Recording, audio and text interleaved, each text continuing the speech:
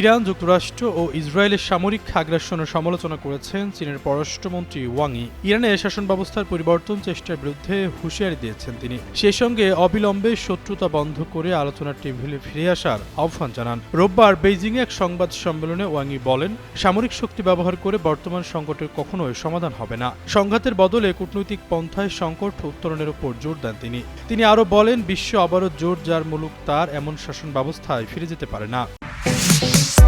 Stella featuring next level. Well done, side by side fridge.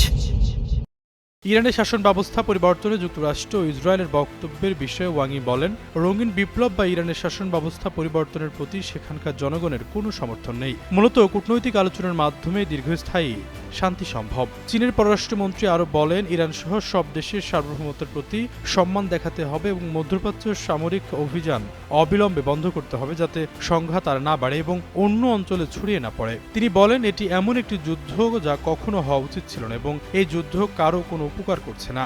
শক্তি কোনো সমাধান দেয় না, সশস্ত্র সংঘাত কেবল ঘৃণা বাড়ায় এবং নতুন সংকট তৈরি করে।